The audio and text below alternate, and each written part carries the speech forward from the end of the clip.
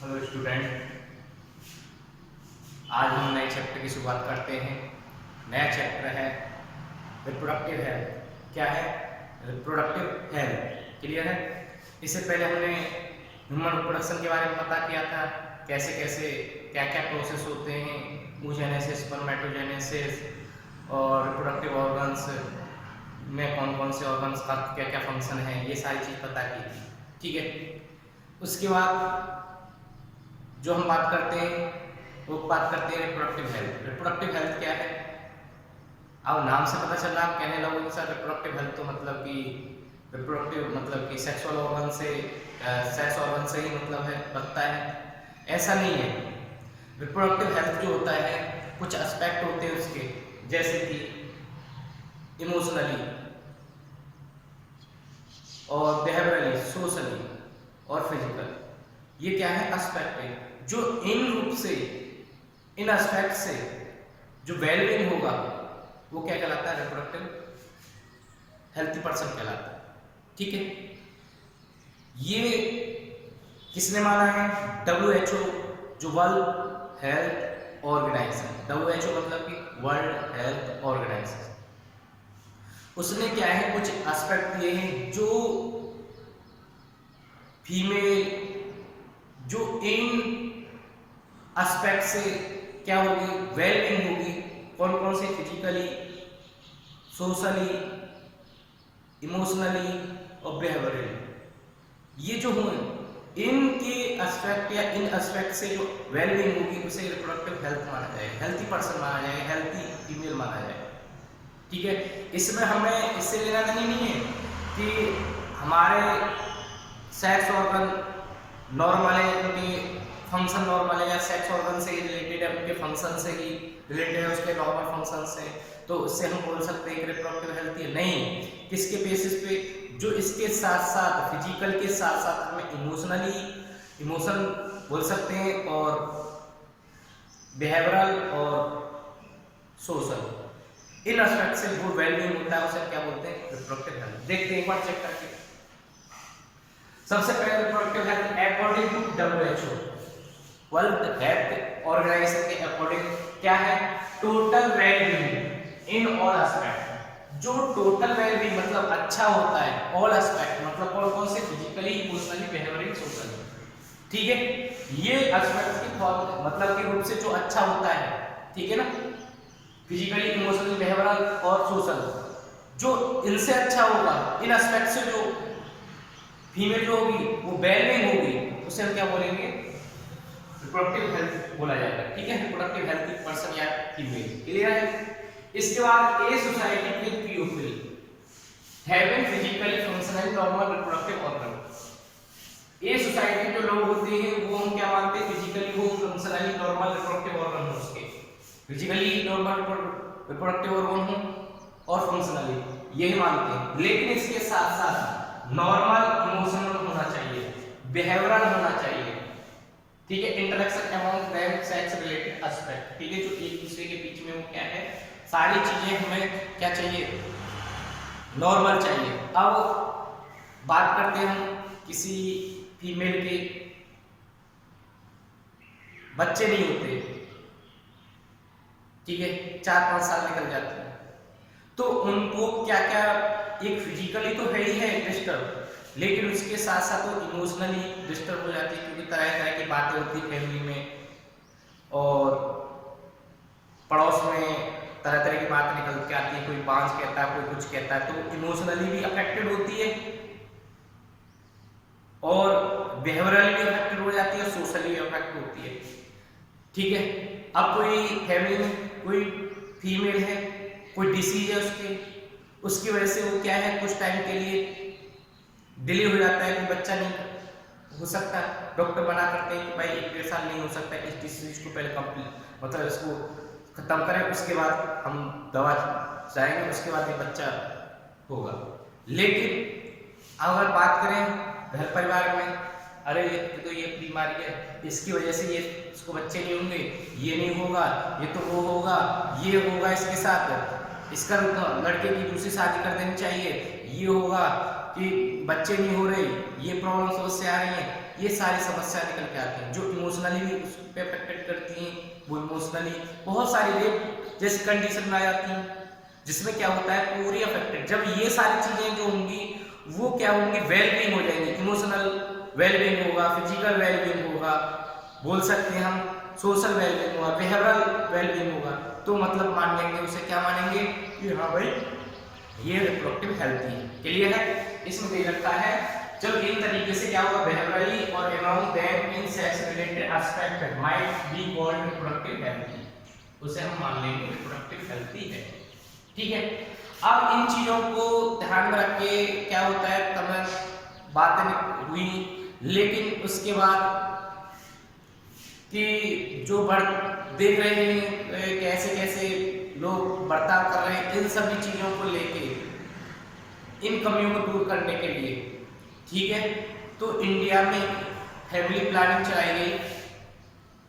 ठीक है, जिसे बोल फैमिली प्लानिंग जानते हो, एक फैमिली को प्लान कैसे करना है, कैसे उनको लाइफ करना है, कैसे उनको जीना है, किस तरीके से उन्हें एडजस्टमेंट करना है, कैसे कैसे कमियों को दूर किया जाएगा। ठीक है, अपने अंदर जो होती है फैमिली के अंदर, ठीक, फैमिली प्लानिंग। फर्स्ट कंट्री था कौन, इंडिया, जिसने वर्ल्ड में पहली फर्स्ट टाइम क्या थी, फैमिली प्लानिंग चलाई।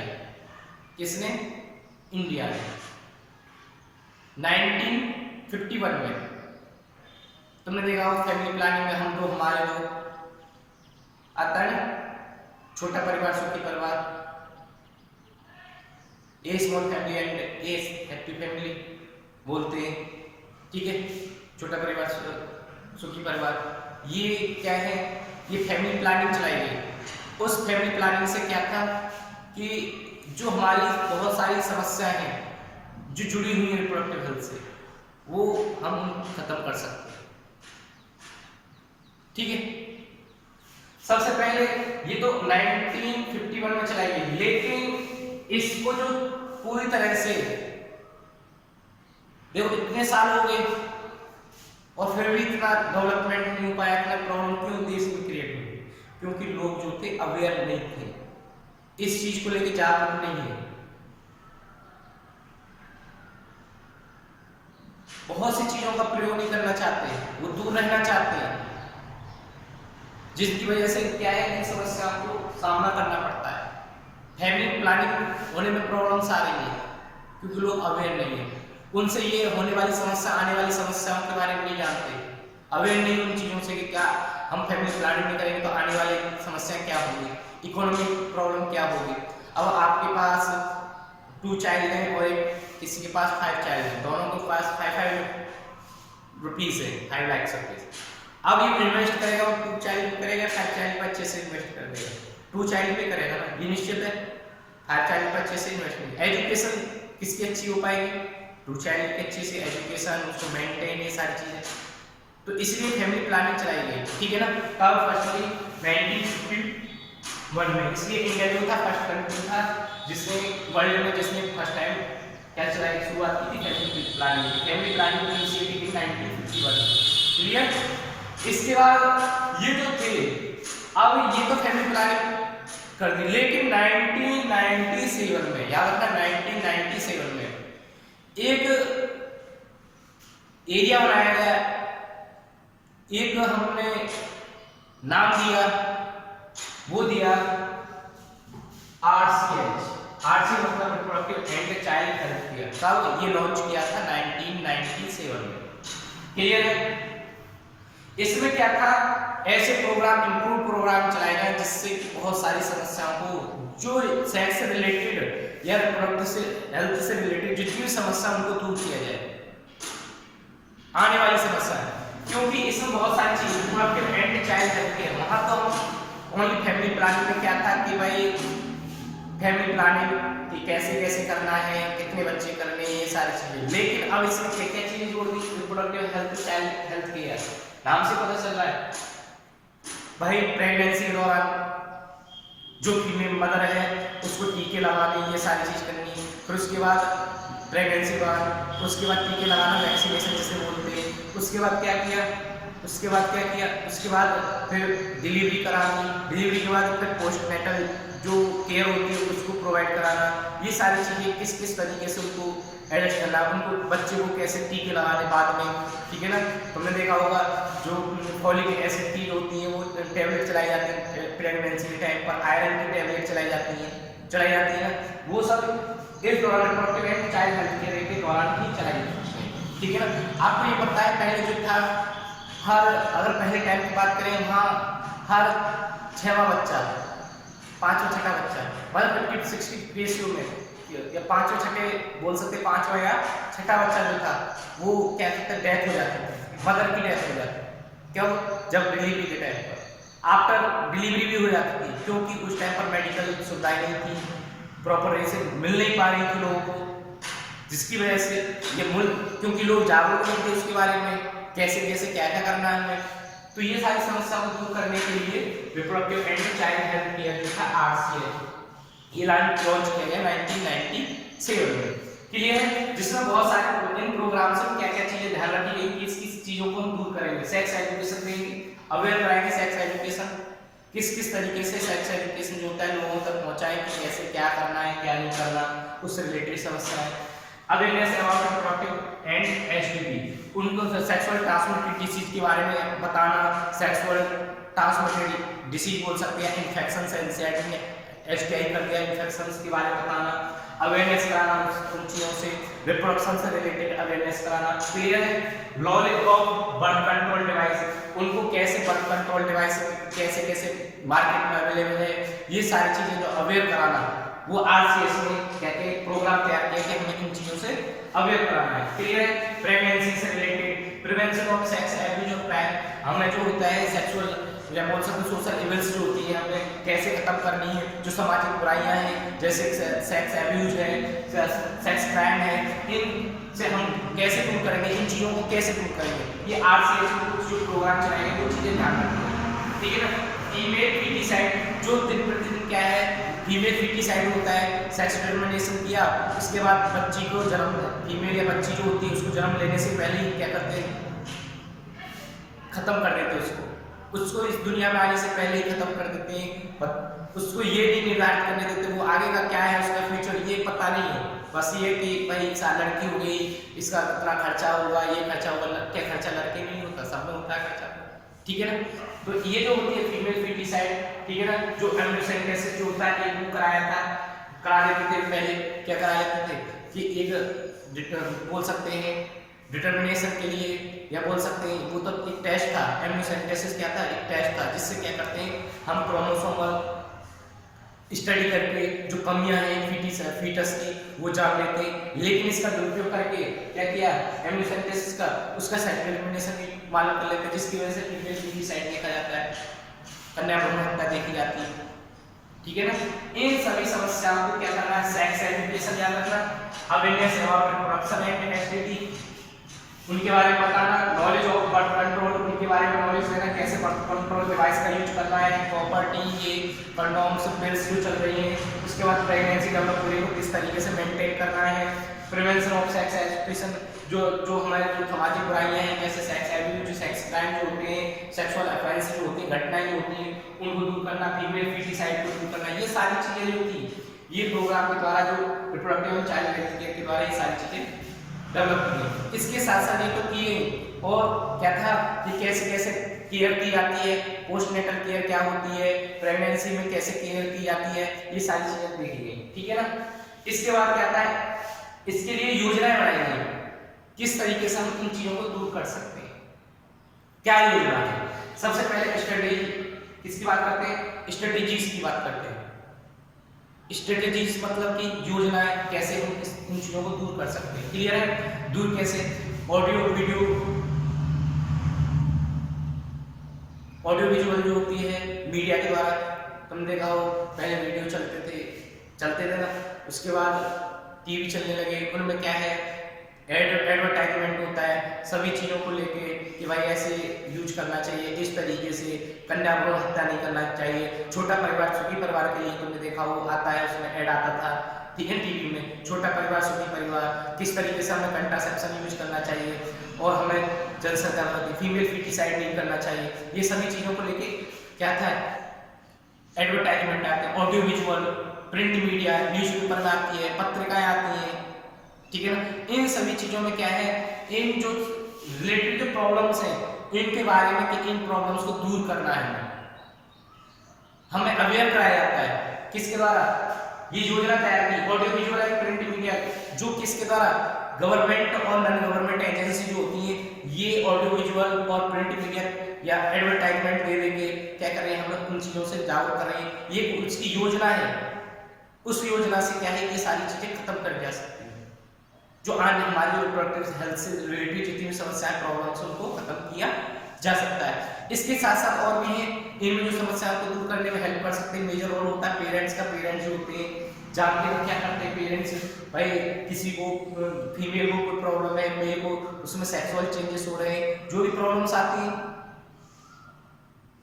ठीक है ना, पेरेंट्स अपना रोल प्ले करते हैं, क्योंकि सबसे अच्छा रोल जो प्ले कर सकते हैं वो पेरेंट्स कर सकते हैं। फैमिली में भाई बच्चा है, उसमें कुछ प्रॉब्लम्स आ रही है, मेंस्ट्रुअल साइकिल को लेके फर्स्ट टाइम आया है, तो उस समस्या को लेके या फिजिकली चेंजेस देख के, तो वो क्या है इमोशनली, तो उस इमोशनली जो अफेक्टेड होता है उसको दूर किया जा सकता है पेरेंट्स के द्वारा, एक अहम इम्पोर्टेंट रोल है। बहुत सी प्लानिंग को लेके, ठीक है ना, फैमिली प्लानिंग को लेके भी पेरेंट्स को हेल्प कर सकते हैं, ठीक है, ये मेजर रोल होता है। उसके साथ साथ पेरेंट्स के साथ साथ क्लोजली जो रिलेटेड होते हैं, रिलेटिव्स जो अपने घनिष्ठ माने जाते हैं, उनसे आप जानकारी प्राप्त कर सकें, वो जानकारी देनी चाहिए, जिससे क्या होता है ये बहुत सी समस्याओं से दूर किया जा सके, बहुत सी समस्याओं को रिप्रोडक्टिव हेल्थ की। इसके साथ साथ टीचर्स भी अहम भूमिका निभाते हैं, ठीक है, जो जब देखा होगा 8, 9, 10, 11, 12 ये जो थी तब से ये चैप्टर जो रिप्रोडक्टिव हेल्थ से रिलेटेड चैप्टर डाल रखा है, ठीक है ना, क्योंकि इन सभी चीजों को दूर किया जा सके, इन जो परेशानी आ रही है, समस्या प्रॉब्लम्स हैं, इन सभी प्रॉब्लम्स को दूर किया जा सके बाय फ्रेंड्स के द्वारा। फ्रेंड्स भी क्या है, एक इंपॉर्टेंट रोल निभाते हैं इन समस्या को दूर करने में, ठीक है।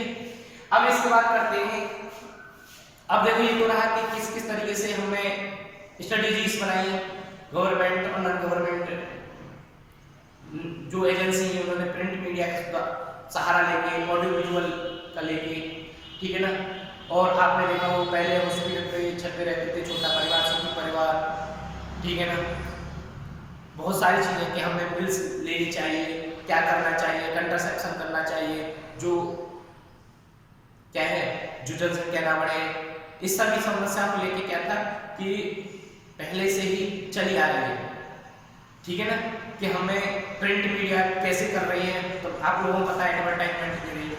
इसके बाद करते हैं sex education in school. Sex education जो स्कूल होता है, भाई सेक्स एजुकेशन स्कूल में सेक्स एजुकेशन, क्योंकि इनसे जो जुड़ी समस्या है, अब आपको मैंने पहले बता दी 8, 9, 10, 11, 12 में ये चैप्टर डाले गए, क्यों, क्योंकि इनसे जो रिलेटेड प्रॉब्लम्स हैं वो गलत जगह पर ना पहुंच जाए, मेल या फीमेल जो होता है उस गलत समस्याओं या गलत चीज़ों से दूर हो, उस चीज़ को लेके क्या है सेक्स एजुकेशन स्कूल में देनी चाहिए, ठीक है ना। इसके बाद एजुकेशन देनी चाहिए, तो उसमें क्या क्या चीज़ें शो करनी चाहिए, तो रिप्रोडक्टिव जो ऑर्गन्स उसके बारे में, नॉर्मल कैसे कैसे, एडोलेसेंस एज जो होती है उस पर कैसे कैसे चेंजेस आते हैं, परिवर्तन आते हैं, उसको लेके, ठीक है ना। सेक्स रिलेटेड जो होती है प्रॉब्लम्स को लेके होती है, सेक्सुअल प्रैक्टिस होती है, जैसे बोल सकते हैं कैसे हमें साफ सफाई रखनी है, ठीक है ना, कैसे अपनी साफ सफाई रखनी है, ये नॉर्मल जो एजुकेशन है वो हमें स्कूल में प्रोवाइड करनी चाहिए। जैसे कि मैंने बताया कि थोड़ी देर पहले रिप्रोडक्टिव ऑर्गन्स के बारे में, उसके बारे में, उसके परिवर्तन चेंजेस जो होते हैं, एडोलेसेंस एज जो होती है उसमें चेंजेस जो आते हैं, हाइजीन साफ सफाई जो होती है, सेफ हमें सुरक्षा और हाइजीन कैसे साफ सफाई रखनी है। इसके साथ साथ सेक्सुअल ट्रांसमिटेड डिसीज के बारे में बताना चाहिए। सेक्सुअल ट्रांसमिटेड डिसीज मतलब कि जो सेक्सुअल कॉन्टैक्ट के कारण जो होने वाले डिसीज हैं, जैसे एड्स है, गोनोरिया है, सिफिलिस है, नॉर्मल आपने 10th में पढ़ी होगी, इन डिसीज के बारे में नॉर्मल पढ़ी है, उनके बारे में बताना चाहिए कि ये सेक्सुअल ट्रांसमिटेड डिसीज होती हैं, इनसे ये गंभीर समस्याएं आती हैं, ठीक है ना। इन सभी चीज़ों के बारे में स्कूल में ही हमें क्या करना चाहिए, अवेयर कराना चाहिए, कैसे सेक्स एजुकेशन होता है, नॉर्मली चीज़ों को हमें वहाँ पर बता देना चाहिए, ठीक है। बहुत से क्या है टीचर्स ऐसे होते हैं, बोल देते हैं कि आप ये चैप्टर है, ये 2 पेज है, ऐसा इसको घर पे पढ़ लेगा, एनसीईआरटी दिया हुआ अपने आप समझ में आ जाएगा। अरे जो एनसीईआरटी में डाला है वो किसी न किसी बेसिस पे डाला है, अच्छे अच्छे मतलब कि विशेषज्ञ हैं, वो विशेषज्ञों ने वो चीज़ रखी है, तो किसी चीज़ को ध्यान में रख के तो रखी है, क्योंकि वो आने वाली समस्याओं को ध्यान में रख के रखी है कि ये समस्याओं से सामना करना पड़ेगा, इन समस्याओं को हम इस तरीके से दूर कर सकते हैं, ठीक है ना।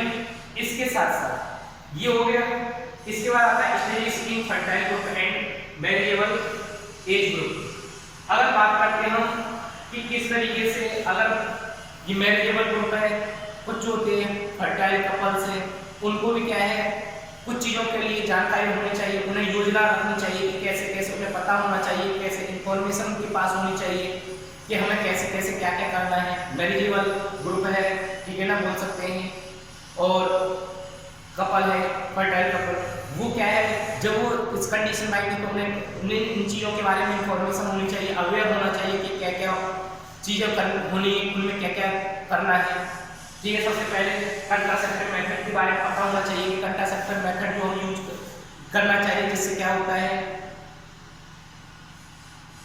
जो हम पॉपुलेशन एक्सप्लोजन है उसको दूर कर सकते हैं, ठीक है ना, उसको पता होना चाहिए। इसके बाद care of pregnant mother, clear है। केयर ऑफ प्रेग्नेंट मदर जानते हो, प्रेग्नेंट मदर जो होती है उसकी केयर करना, क्या करना,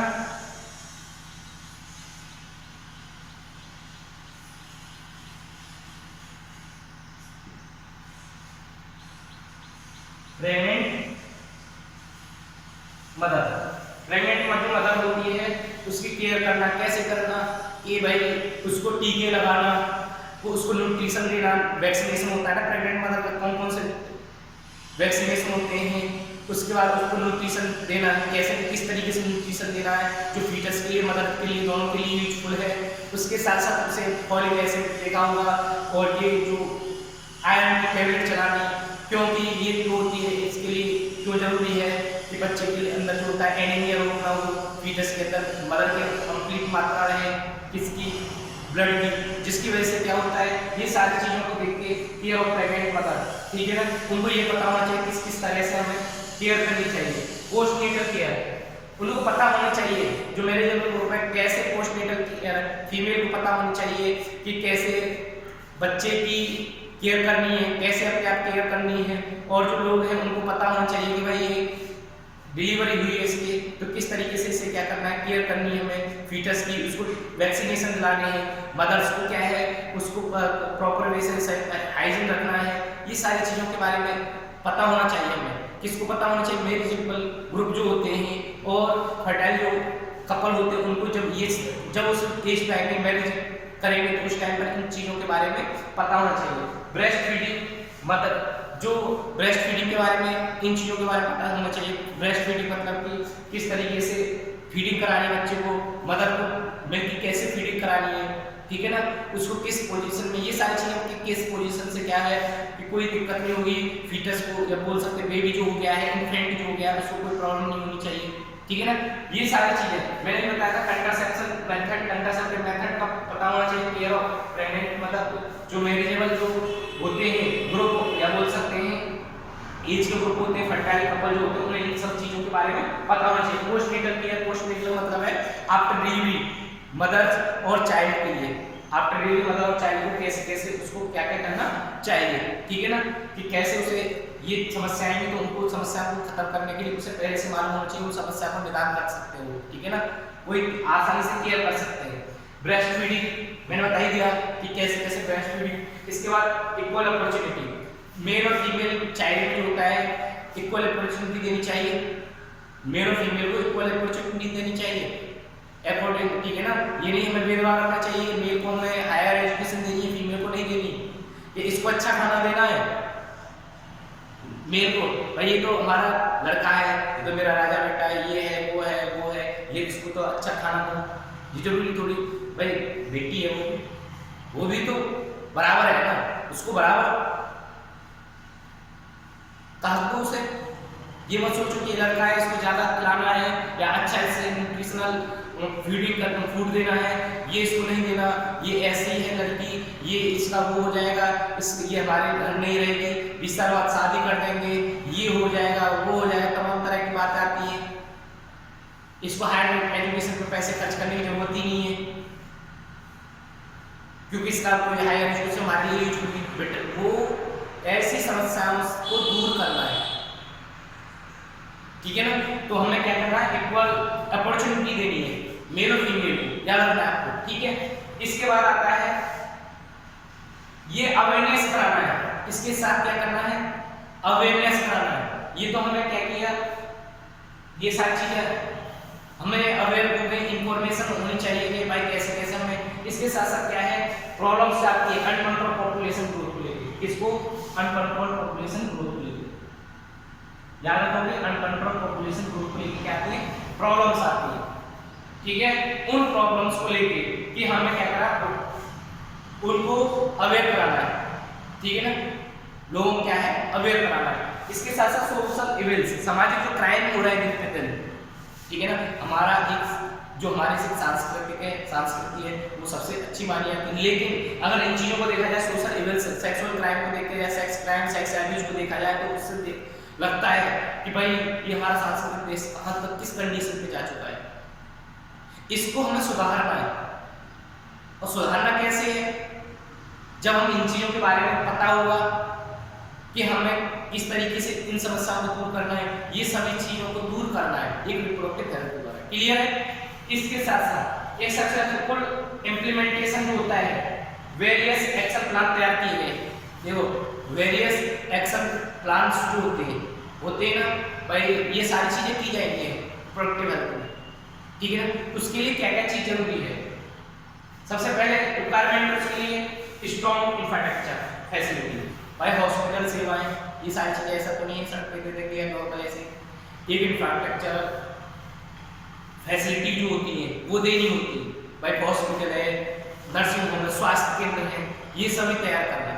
उसके साथ साथ प्रोफेशनल एक्सपर्टाइज, मतलब प्रोफेशनल, आप मान सकते हो गवर्नमेंट आपकी बात मान लेगी किसी चीज रिप्रोडक्टिव हेल्थ को लेकर, नहीं मानेगी, लेकिन अगर डॉक्टर कहता है तो उसको मान लेते हैं। क्यों मान लेते हैं, क्योंकि वो प्रोफेशनल एक्सपर्टाइज है, एक्सपर्ट है, क्योंकि वो जो कहेगा वो उसके लिए अच्छा होगा। लेकिन हम लोग कहेंगे क्या, या तुम लोग कहेंगे या कोई भी चीज कहेगा, ठीक है ना, डॉक्टर को छोड़ के उसके बाद गवर्नमेंट नहीं मानेगी, क्यों, क्योंकि वो एक्सपर्ट नहीं है, ठीक है ना। तो गवर्नमेंट जो होती है इंफ्रास्ट्रक्चर फैसिलिटी देती है, प्रोफेशनल एक्सपर्टाइज तैयार करती है, जिसकी वजह से क्या होता है, हम इन समस्याओं को दूर कर सकते हैं।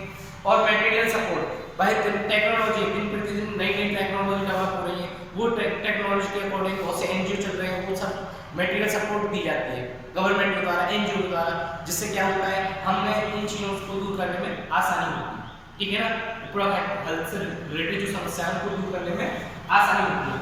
ये क्यों, किसके लिए प्रोवाइड की जाती है, तेरा कहना these are essential to provide medical assistant and care, ठीक है ना। ये केयर किसको लेके की जाती है, किसको, देखो सबसे पहले प्रेगनेंसी है, एबॉर्शन है, ठीक है, मेंस्ट्रुअल साइकिल है, सेक्सुअल ट्रांसमिटेड डिसीज है। इन समस्याओं की केयर, इन समस्याओं को दूर, ये समस्या जो होती है ये खत्म की जा सकती है जब ये चीजें प्रोफेशनल एक्सपर्टाइज, मटेरियल सपोर्ट, ये किस लिए की गई है, क्योंकि हमें क्या है, ये सब चीजें समस्याएं जो होती हैं ये वहां पर जो हम तैयार की गए हैं, ये इंफ्रास्ट्रक्चर फैसिलिटीज, प्रोफेशनल एक्सपर्ट रखे गए, मटेरियल सपोर्ट, ये सारी चीज तैयार की गई है गवर्नमेंट के द्वारा।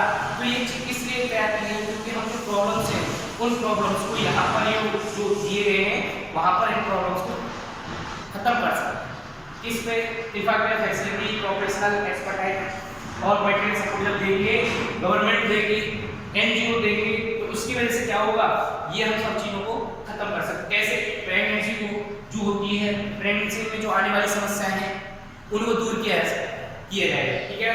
डिलीवरी, तुमने देखा होगा डिलीवरी जो होती है टाइम टू टाइम कोई प्रॉब्लम नहीं, क्योंकि उसको कैसे डिलीवरी होनी है, एम्बुलेंस के द्वारा घर तक ले जाना, घर से लाना और घर तक छोड़ना, ये सारी समस्या डिलीवरी। एबॉर्शन को लेके कि भाई किस तरीके से बच्चा है अगर उसमें कोई कमियां हैं तो उसको कैसे बच्चे की जो कमियां हैं अंदर जो उसको एबॉर्शन के द्वारा उसको खत्म किया जा सकता है। बहुत सारी समस्या आती हैं कमियां जैसे एबॉर्शन में मान लेते हैं वो किसको लेके करेंगे, जैसे कोई बच्चे की प्रॉब्लम है जैसे बोल सकते हैं haemophilia, sickle cell anaemia, Down syndrome, ये जो डिसीज होती है जेनेटिकली डिसीज, इसको देख के जब ये प्रॉब्लम आए तो एबॉर्शन करते हो। एसटीडीज जो सेक्सुअल ट्रांसमिटेड डिसीज है उनको दूर करना है। कंट्रासेप्शन, उनको कंट्रासेप्शन जो यूनिट है उनके बारे में बताना, कंट्रासेप्शन डिवाइस है उसके बारे में बताना, ठीक है ना, उनको प्रोवाइड करना, मेटल प्रोवाइड करना। मेंस्ट्रुअल साइकिल जो मेंस्ट्रुअल साइकिल से जुड़ी समस्या बहुत सी समस्याएं आती हैं, ये सब समस्या आती है उनके लिए तैयार किया जा सकता है।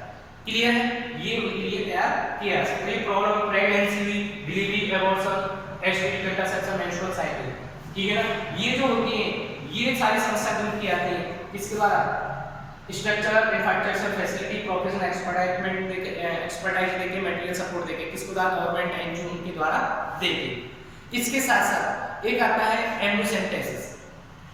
एम्ब्रियोसेंटेसिस जानते हो क्या होता है? एम्ब्रियोसेंटेसिस का मतलब है एक टेस्ट होना किसका, फीटस का, किसके द्वारा, एमनियोटिक फ्लूइड। एमनियोटिक फ्लूइड जानते हो कहां पर प्रेजेंट होता है? एमनियन। एमनियन तो हमने पिछले लेक्चर में मतलब पिछले चैप्टर में पढ़ाया हमने, एमनियन क्या होता है। उस एमनियन जो होता है उस एमनियन में एमनियोटिक फ्लूइड होता है और उस एमनियोटिक फ्लूइड क्या होता है, उस एमनियोटिक फ्लूइड को चेक किया जाता है, टेस्ट किया जाता है, ये होता है एम्ब्रियोसेंटेसिस। एम्ब्रियोसेंटेसिस क्या है? फ्लूइड का टेस्ट करना। कौन सा? एमनियोटिक फ्लूइड का टेस्ट करना, जो कहां से लिया जाता है, प्रेगनेंसी के दौरान जो होता है एमनियोटिक फ्लूइड जो होता है अंदर वहां से वो लिया जाता है, एमनियोटिक कैविटी के अंदर पाया जाता है। इससे क्या पता लगाया जाता है जो किसके लिए शुरुआत की गई थी और क्यों बैन कर दिया इसको बैन क्यों किया गया है? क्योंकि इसका दुरुपयोग हो रहा है, फीमेल फीटिसाइड हो रहा है इसकी वजह से। क्योंकि इससे क्या होता है, क्रोमोसोमल स्टडी होती है एम्ब्रियोसेंटेसिस की वजह से, जो टेस्ट है उसमें क्रोमोसोमल स्टडी होती है। क्यों होती है? अगर नॉर्मली देखा जाए तो किस लिए की गई है भाई, कोई जेनेटिकली पेरेंट्स में कोई जेनेटिकली प्रॉब्लम है उस केस में एम्ब्रियोसेंटेसिस होता है। अगर पेरेंट्स होते हैं जेनेटिकली क्या है उनको प्रॉब्लम्स हैं, वो जेनेटिकली समस्याएं उनमें, उन जेनेटिकली समस्याओं को लेके एम्ब्रियोसेंटेसिस कर सकते हैं, ये नॉर्मल है, कर सकते हैं, डॉक्टर परमिशन दे कर सकता है। लेकिन इसको क्या है दूसरा प्रयोग करते सेक्स डिटर्मिनेशन कर लेते और सेक्स डिटर्मिनेशन के बाद उसके क्या करते हैं फीमेल फीटिसाइड कर देते। जेनेटिकली डिसीज जो होती है उसके उसमें की जाए कोई बात नहीं, जैसे बोल सकते हीमोफीलिया बच्चे में डेवलप हो जाता है, उस टाइम में हम कहते हैं चेकअप करके उनसे अबॉर्शन कर सकते हैं, ठीक है ना, अबॉर्शन किया जा सकता है। डाउन सिंड्रोम कंडीशन में अबॉर्शन किया जा सकता है, सिकल सेल एनीमिया की कंडीशन में उसे अबॉर्शन किया जा सकता है, क्यों वो जेनेटिकली डिसीज है। उसको टेस्ट करके जेनेटिकली हम जब उसे टेस्ट करेंगे तो ये सारी समस्याओं के बारे में पता पड़ जाएगा कि इसको हीमोफीलिया है या नहीं है, सिकल सेल एनीमिया है या नहीं है, या डाउन सिंड्रोम है या नहीं है। इन केसेस में क्या है उसको जो हम एम्ब्रियोसेंटेसिस जेनेटिकली इन समस्याओं को देखते हैं और इन समस्याओं को देखकर हम क्या करते हैं एबॉर्शन कर सकते हैं, क्योंकि वो उसकी लाइफ में जो होती है जब उसकी लाइफ सर्वाइव होगी आफ्टर बर्थ तो उसे बहुत सारी समस्याओं का सामना करना पड़ेगा, तो इन चीज़ों को एबॉर्शन किया जा सकता है। लेकिन अगर कुछ जो होते हैं एम्ब्रियोसेंटेसिस जो होते हैं वो क्या करते हैं, वो क्रोमोसोमल स्टडी कर ली, डिसीज तो मालूम करेंगे नहीं लेकिन पहले सेक्स डिटर्मिनेशन कर लेंगे, ये लड़का है ये लड़की है, और लड़की को जन्म लेने से पहले उस लड़की को खत्म कर दिया जाता है। क्यों? क्योंकि उसकी सेक्स डिटर्मिनेशन कर लिया जाता है किसके द्वारा, एम्ब्रियोसेंटेसिस। इसलिए एम्ब्रियोसेंटेसिस को क्या किया है, बैन कर दिया है, ठीक है ना। अगर किस केसेस में किया जाएगा, जब पेरेंटल जो होंगे किसमें जेनेटिकली डिसऑर्डर होंगे उससे रिलेटेड, या फीमेल का या बोल सकते हैं जो फीटस है उसका जेनेटिकली जानने के लिए उस केसेस में हम कर सकते हैं, ना कि सेक्स डिटर्मिनेशन। उसके लिए परमिशन चाहिए, डॉक्टर देगा, ठीक है। अब ये तो रही एम्ब्रियोसेंटेसिस क्यों किया जाता है, कैसे किया जाता है, क्यों बैन किया गया, फीमेल फीटिसाइड को लेके बैन किया गया, ठीक है।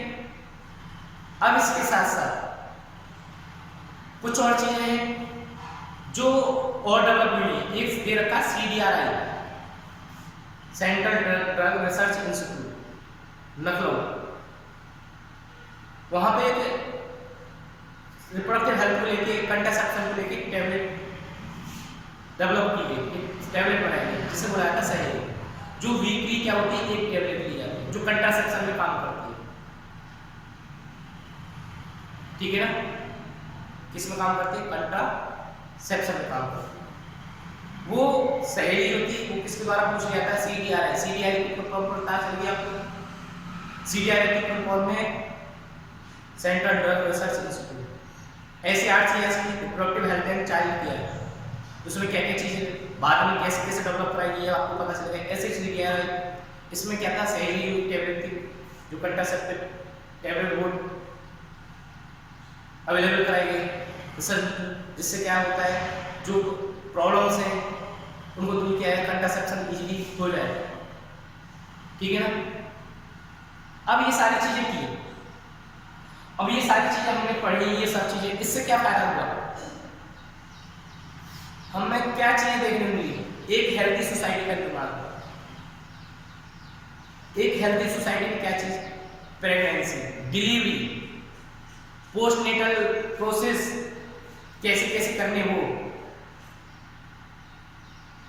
IMR और MMR डिक्रीज हुआ।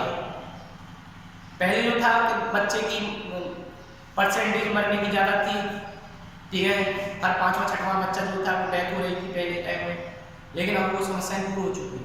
क्योंकि इसके वजह से, रिप्रोडक्टिव हेल्थ की वजह से, क्यों गवर्नमेंट ने क्या क्या इसको वर्क किया है, लोगों को जोड़ा है, अवेयर किया है, जिसकी वजह से हमें ये सब चीजें खत्म होने देखी गई है। ठीक है ना। कैसे IMR मतलब जानते हो, इन्फेंट मोर्टेलिटी रेट, IMR जो बच्चे की मृत्यु दर है, बच्चा पैदा हुआ उसकी डिलीवरी हुई उसके बाद वो मर जाते थे पहले 5वां 6वां बच्चा। उसके साथ साथ MMR मैटरनल मोर्टेलिटी रेट, जो मदर थी वो बच्चा पैदा करने में पहले खत्म हो जाती थी।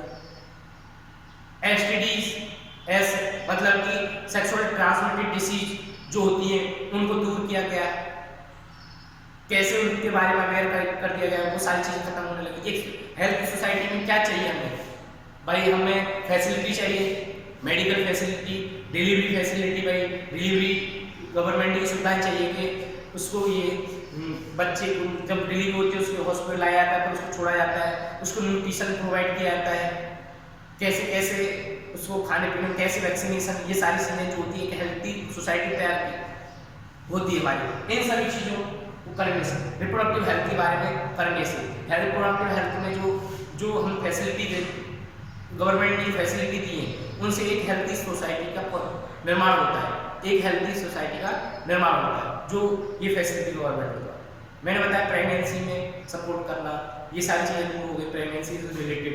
दूसरी चीज़ डिलीवरी से रिलेटेड समस्याएं दूर हो गई। तीसरी चीज़ डिक्रीज है mortality rate, maternal mortality rate, infant mortality वो भी डिक्रीज हो गया। सेक्सुअल ट्रांसमिटेड डिसीज वो भी दूर हो गई। ठीक है ना, एक हेल्थी सोसाइटी का निर्माण हो गया। ठीक है, ये सब चीज़ें किसके द्वारा, रिप्रोडक्टिव हेल्थ के द्वारा, जो हमारा पूरा जो देश में 1951 में शुरुआत की गई थी, फर्स्ट टाइम वर्ल्ड में हमारे देश में शुरुआत की। कहते हैं ना कि हमारे देश में कब, लेकिन हमारे देश में बहुत सी चीज़ बहुत अच्छी होती है, सबसे पहले तैयार की गई 1951 में, लेकिन उसमें पूरी तरह से जो RCH मतलब reproductive and health child care जो था, ठीक है ना, एंड चाइल्ड हेल्थ केयर जो था, उसके द्वारा RCH के द्वारा 1997 में क्या था, उस पर एक बहुत सारी चीज़ें कवर की गई, और मेल और फीमेल के, ठीक है ना, बहुत सारी चीज़ें थी वो कवर की गई।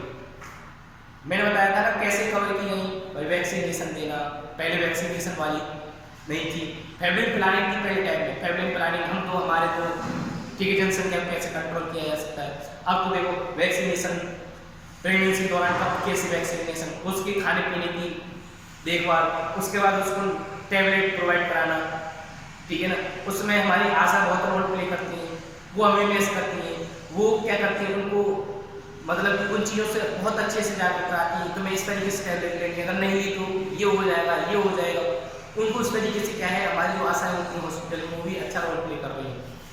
ठीक है ना, इसमें फिर उसके बाद किस तरीके से डिलीवरी हो गई, डिलीवरी के बाद कैसे हमें उसको बच्चे को कैसे देखभाल करनी है, ये सारी चीजें होती।